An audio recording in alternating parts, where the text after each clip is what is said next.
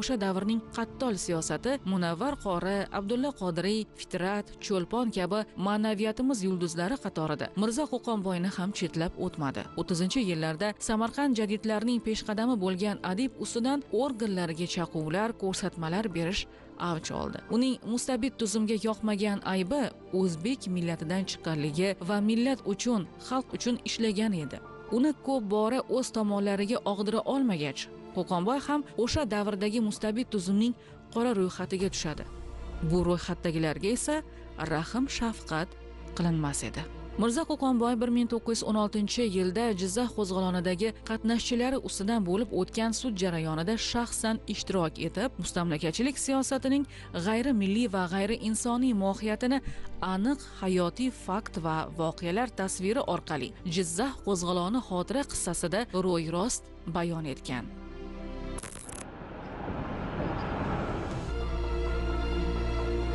Bizning borar manzilimiz ko'p. Ishchi guruh bilan Jizzaxga keldik. Bizni oldinda tarixda ajdodlarimizning erk va ozodlik uchun kurashgan mashhur Jizzax qo'zg'olonining voqealiklarini o'rganish va buning Mirzo Qo'qonboyga aloqador joyini aniqlash edi. Tarixda 1916-yilda millat farzandlarining erk va ozodlik uchun kurashgan Jizzax qo'zg'oloni haqida ko'pchilik biladi. O'sha davrda mustamlakachilar zulmi, oqposhsho farmoni va korrupsioner hokimlarning dastidan xalqning sabr kosasi to'lgan edi.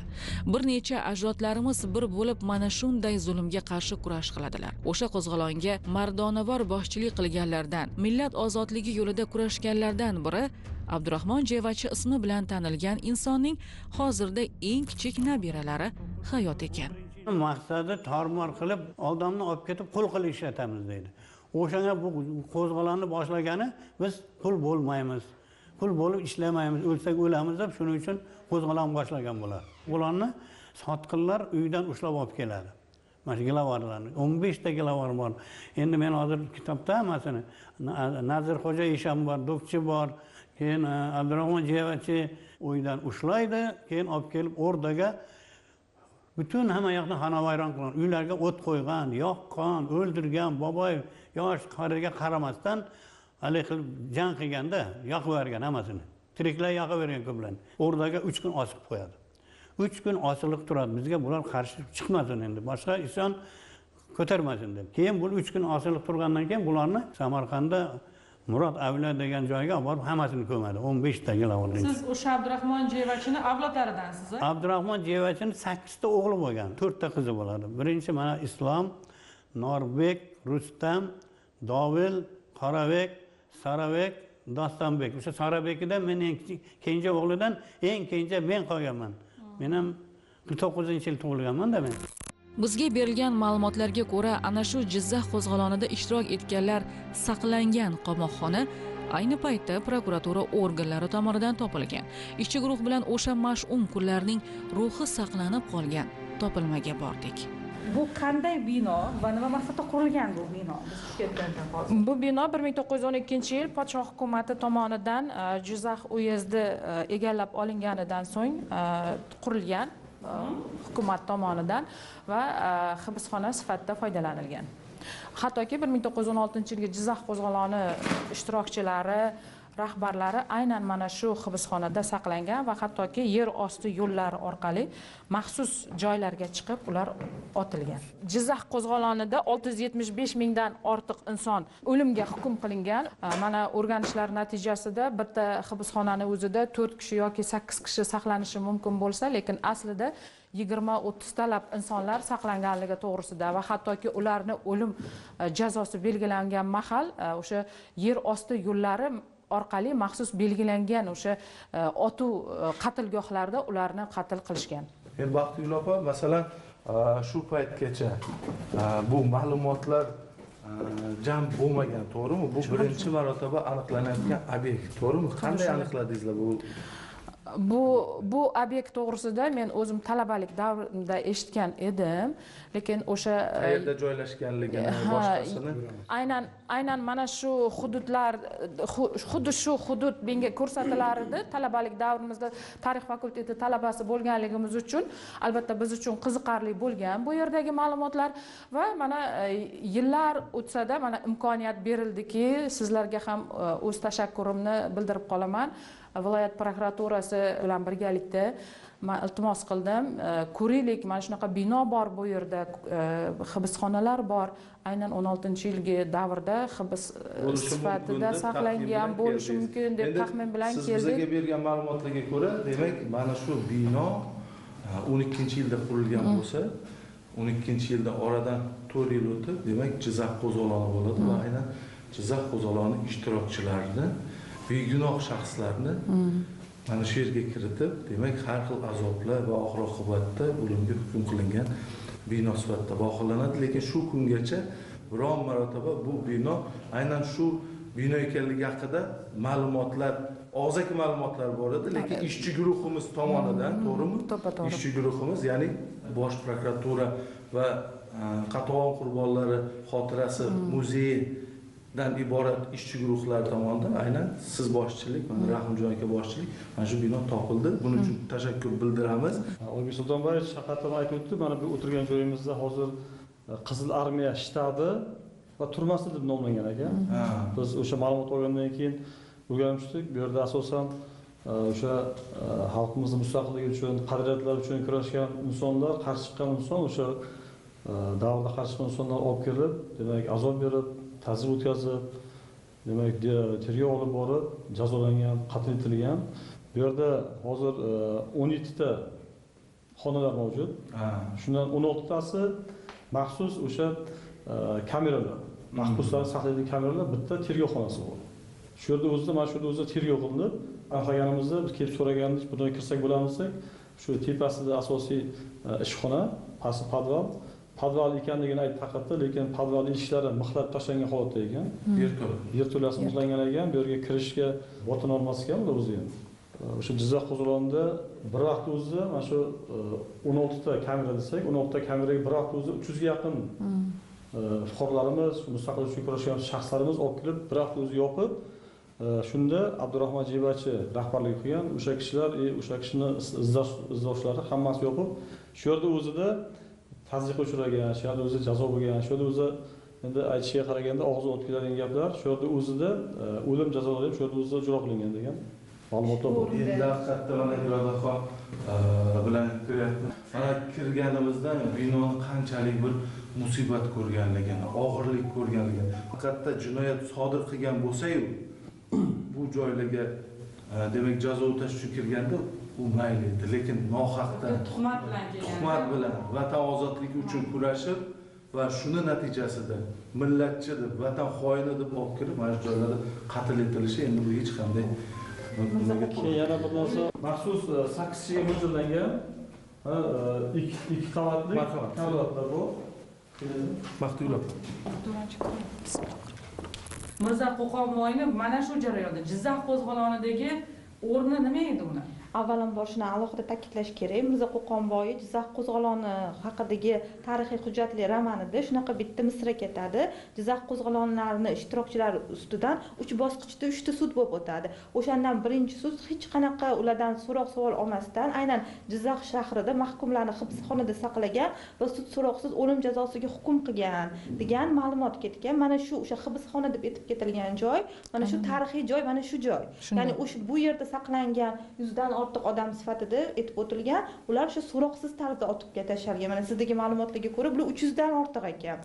Keyingi sud bu shu Samarqandda bo'lib o'tadi, Samarqandda va Qo'qonboy u yerdan 30 ta odamni o'lim jazosidan olib chiqishga muvaffaq bo'ladi. Va 3-sud esa keyinchalik Ubaydulla Xo'jayev, ya'ni O'zbekistonning birinchi yurist advokati Ubaydulla Xo'jayev aralashuvi natijasida advokatlar kelib Jizzax qo'zg'olonini himoya qilishadi. Lekin qolgan hech qaysi bir anaqada advokatlar qatnashmaydi. anglashmaydi. Qo'qonboy o'zi tarjimon bo'lib, advokatning vazifasini bajarishga majbur bo'ladi.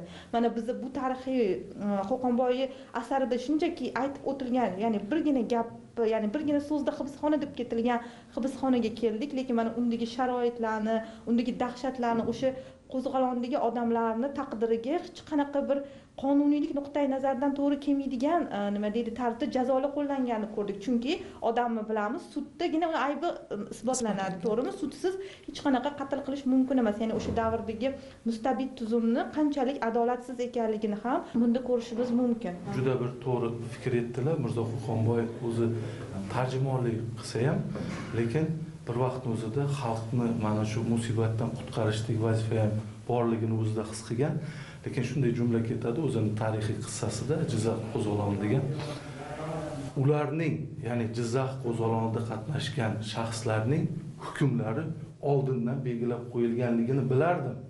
Lekin shunday bo'lsa-da, men shu yurt farzandi sifatida ularni himoya qilishim kerak. Qanday yo'l bilan bo'lsa, menga tahdid bo'lsa-da, ularni himoya qilishim kerak deb turib, endi bizgacha yetib kelgan ma'lumotlarga ko'ra 30 dan ziyod odamni, demak, o'lim hukmidan, otuvga hukm qilishdan olib saqlab qolgan inson sifatida tasvirlangan. Haqiqatda endi bu yer qanday bir restoratsiya qilinadi, nima qilinadi, bu joy bir qandaydir reja qilinyaptimi bu joy uchun? Bu endi xalqimiz haqiqatda Jizzax qo'zg'oloni biladi-ku, lekin qo'zg'olon haqida o'qiydi tarixda, lekin o'sha qo'zg'olonchilar qanday bostirilgan, qanday qo'zg'olonchi yo'q qilingan, o'shani bilish uchun bir kerakda, bir muzeyda, bir muzey ochiq osmon ostidagi muzey sifatida prokuraturaga shunday bo'lim bor, madaniy meros obyektlarini himoya qilish. Birinchi navbatda o'sha madaniy meros obyektida bor yo'qligini tekshirishimiz kerak. Qo'zg'olonchilarning sudi Samarqand shahrida o'tkaziladi. Aslida sud nomigagina bo'lib, hukm oldindan belgilanib bo'lingan. Ya'ni aybsiz aybdorlarning taqdiri aniq edi. Shunday bir qaltis vaziyatda xalqqa yon bosish va uni himoya qilish kabi har qanday harakat fojiali oqibatlarga olib kelishi ayon bo'lsa-da, qahramonimiz o'zida shijoat va kuchli iroda topib, ko'plab sud jarayonida nohaq ayblanayotgan insonlarning qatl qilinishini oldini olishga muvaffaq bo'ladi. Bu orqali Mirzo Qo'qonboy nafaqat tilmoch, balki xalqparvar advokat sifatida ham o'zini namoyon qiladi. Keyinchalik ana shu tarix aks ettirilgan asar ham yaratadi. Qo'qonboy aynan mazkur xotira qissasi orqali Turkistondagi shu va boshqa qo'zg'olonlarning asl kelib chiqish sabablari va unga imkon bergan shart-sharoitlarni chuqur tahlil qilib, voqelikning tub ildizlarini misollar bilan ochib bergan. Shu ma'noda bu asar mamlakatimiz tarixining mustamlakachilik davri haqidagi muhim va asosli tarixiy hujjatidir. Mazkur asar O'rta Osiyo xalqlari adabiyotidagi ushbu janrning birinchi asaridir. Biroq o'sha davr haqiqatlari tufayli kitob nashr etilmadi. Chunki 1937-1940 yillarda yozuvchilar, shoirlar va o'qituvchilar ta'qib qilinib, qatag'on qilindi. Keyin romanning nashr etilishiga Ikkinchi jahon urushi to'sqinlik qildi. Xullas, asarda sud jarayoni haqida shunday voqealar keltiriladi. Raislik qiluvchi suxandonligi va chechanligini mahorat bilan ishga solib, muammoli, shubhali, chalkashtiruvchi qisqa savollar berib, gunohkorlarni chalg'itmoqchi bo'lar va gunohkorning javobi go'yoki aybiga iqror bo'lgandek ohangda jaranglashini istardi. Chunki gunohkorning aybiga iqror bo'lishi mingta dalildan ko'ra qulayroq edi. Gunohkor savolga tushunmay ba'zan qayta so'rashga jur'at qila olmas yoki javob bersa ham nayrang va firib bilan to'qigan to'g'riga ilinib qolardiki, u o'zining berayotgan javobi o'ziga zarar keltirishini fahmlamasdi. Ammo tarjimon sudning bu ayyorligini payqab qolib, uning jinoyatiga sherik bo'lishini istamay, bu savollarga sharh berib, avom tushunadigan tilga o'gira boshladi. Ammo bu gal chor tuzimidan kelgan sud va prokuror o'zini tiya olmadi. Uningcha tarjimon bergan savollarni noto'g'ri tarjima qilib xiyonat qilardi. Uning sabr kosasi to'lib, bir payt tarjimonga tashlanib qoldi. Xullas, har bitta gaplar juda ham ehtiyot bo'lib javob berishingiz kerak. Savolga ehtiyot bo'lib javob berishingiz kerak. Lekin bizlar aytamiz, bilaman, hammasidan xabarim bor. Savollarga e'tibordan javob berasiz. Xo'pmi? Ehtiyot bo'ling. Bitta ortiqcha harakat qilib sizlarni o'lib qo'ygan. Что-то переводишь, а?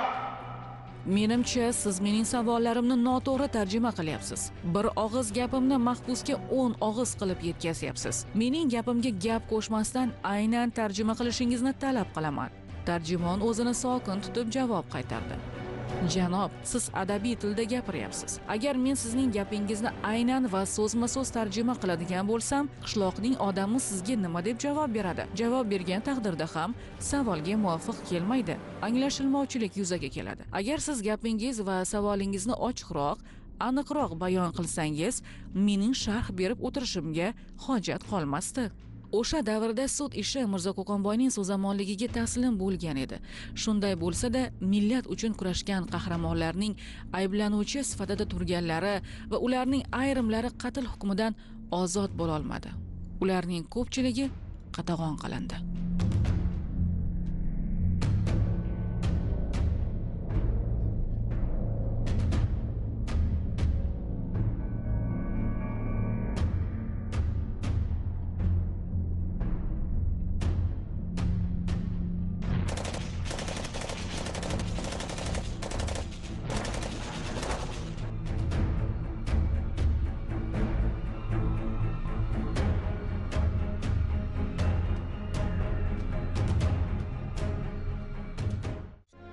Albatta, Mirzo Qo'qonboy hayoti davomida millat qahramonlarini himoya qilishga urindi. Uning bu sa'y-harakatlari esa o'zining ham sekin-asta qora ro'yxatga kirishiga sabab bo'la boshladi. Alal oqibat uning o'zini ham panjara ortiga tiqishdi. Qiynoq, azob, qorong'ulik, suvsizlik va ochlik. Tim qorong'u xonaning tuynugiga qarab, Xudodan iltijo qilishgagina imkoniyat bor edi.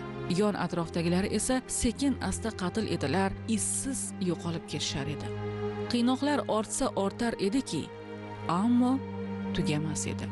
Taqdirning tuhfasi tufayli 77 kunlik azoblardan so'ng u qamoqdan chiqishga muvaffaq bo'ldi. Bir necha yil quvg'in va surgunda, vatan sog'inchida yuradi. Topilgan ma'lumotlarga ko'ra, Mirzo Qo'qonboy Abduxoliqzodaning familiyasi aslida Abduxoliqov ekanligi ma'lum bo'ldi. Familiyaning bu tarzda talqin qilinishi 1931-yilda uning nohaqdan hibsga olinishi va keyinchalik unga nisbatan bo'lgan tahdidlar sabab bo'lgan. Mirzo Qo'qonboy ushbu tahdidlardan xoli bo'lish va boshlagan jadidchilik faoliyatini davom ettirish maqsadida Abduxoliqov familiyasini tojik millatiga yaqinroq Abduxoliqzoda qilib o'zgartiradi va bir muddat Tojikistonga ko'chib yashaydi. So'ngra vaziyat yumshagach, o'zining ona yurti Samarqand shahriga kelib, hayotini oilasi bilan davom ettiradi. U olamga mashhur va ma'lum bo'lgan rassom Benkov bilan birga bir devor qo'shni bo'lib yashadi. Ikkisi bir-biriga juda mehribon do'st edi.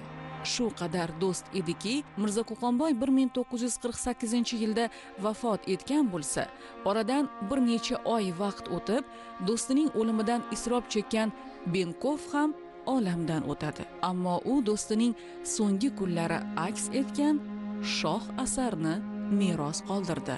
Samarqanddagi so'nggi manzilimiz Shohizinda ziyoratgoh maskani va bu yerda o'sha Qo'qonboyning, Mirzo Qo'qonboyning qabrlari bor.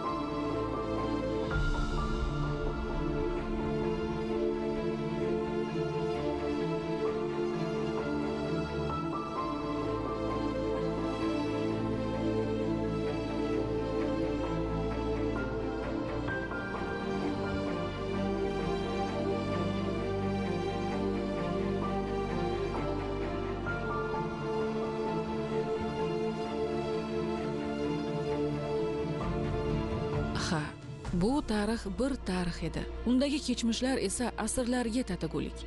Haqiqat egilgan, bukilgan, ammo sinmagan davrlar edi. Ularni o'ldirishdi, ko'mishdi, yo'q qilishdi. izlari va ismlarini ham o'chirishdi. Ammo bahor qayta kelaverganidek avlodlar ham kelaveradi. Yuqorisi qurigan bo'lsa-da, ildizi mustahkam daraxtlar esa yana kurtaklar, yana barg yozar va yana gullayveradi. Novdalar chiqaradi. Yo'q qilingan nomlarni avlodlar tiklayveradi.